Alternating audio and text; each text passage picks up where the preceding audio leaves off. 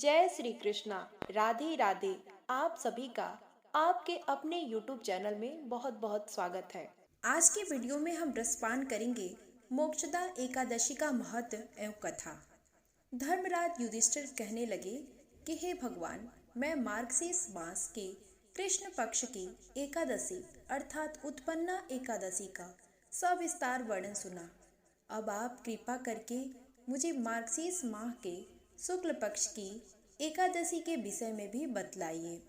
इस एकादशी का क्या नाम है तथा इसके व्रत का क्या विधान है, इसकी विधि क्या है, इसका व्रत करने से किस फल की प्राप्ति होती है, कृपया यह सब विधान पूर्वक कहिए। भगवान श्री कृष्ण बोले, मार्गशीर्ष माह के शुक्ल पक्ष में आने वाली इस एकादशी को मोक्षदा एकादशी कहा जाता है। यह व्रत मोक्ष देने वाला तथा चिंतामणि के समान सब कामनाएं पूर्ण करने वाला है, जिससे आप अपने पूर्वजों की दुखों को खत्म कर सकते हैं। इसका महात्म्य मैं तुमसे कहता हूँ, ध्यान पूर्वक सुनो। मोक्षदा एकादशी व्रत कथा। गोकुल नगर में एक वैशाख नामक राजा राज्य करता था। उसके राज्य में चारों वेदों के ज्ञाता ब्राह्मण रहते थे। वह राजा अपनी प्रजा का पुत्रवत पालन करता था। एक बार रात्रि में राजा ने एक स्वप्न देखा कि उसके पिता नरक में हैं। उसे बड़ा आश्चर्य हुआ। प्रातःकाल वह उठकर वह विद्वान ब्राह्मणों के पास गया, अपना स्वप्न सुनाया और कहा, मैंने अपने पिता को नरक में कष्ट उठाते देखा है। उन्होंने मुझसे कहा कि हे पुत्र, मैं नरक में पड़ा हूँ, यहाँ से तुम मुझे मुक्त कराओ।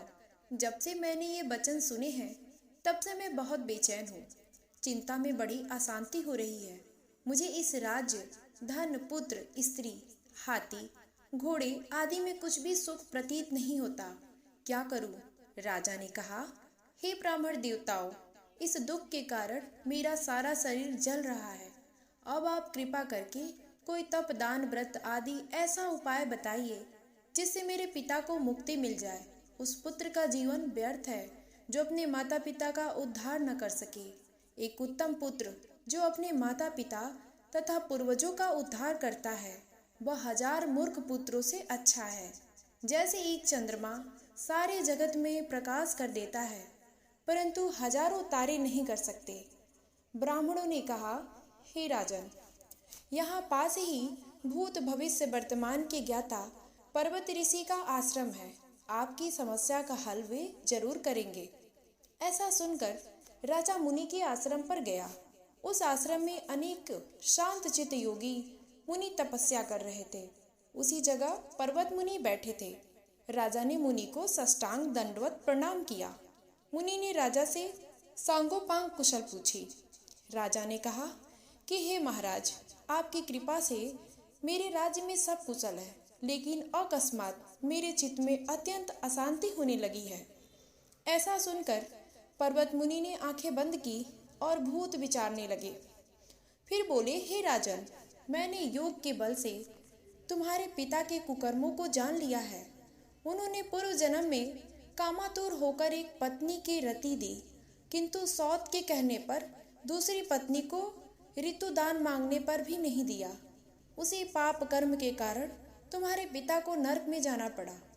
तब राजा ने कहा, इसका कोई उपाय बताइए। मुनि बोले, हे राजन, आप मार्गशीर्ष एकादशी का उपवास करें और उस उपवास के पुण्य को अपने पिता को संकल्प कर दे। इसके प्रभाव से आपके पिता की अवश्य नरक से मुक्ति होगी। मुनि के ये वचन सुनकर राजा महल में आया और मुनि के कहने अनुसार कुटुंब सहित मोक्षदा एकादशी का व्रत किया। उसके उपवास का पुण्य उसने पिता को अर्पण कर दिया। उसके प्रभाव से उसके पिता को मुक्ति मिल गई और स्वर्ग में जाते हुए वे पुत्र से कहने लगे, हे पुत्र, तेरा कल्याण हो। यह कहकर स्वर्ग चले गए। मार्गशीर्ष मास की शुक्ल पक्ष की मोक्षदा एकादशी का जो व्रत करते हैं, उनके समस्त पाप नष्ट हो जाते हैं। इस व्रत से बढ़कर मोक्ष देने वाला और कोई व्रत नहीं है। इस दिन गीता जयंती मनाई जाती है। साथ ही यह धनुर्मास की एकादशी कहलाती है। अतः इस एकादशी का महत्व कई गुना और भी बढ़ जाता है।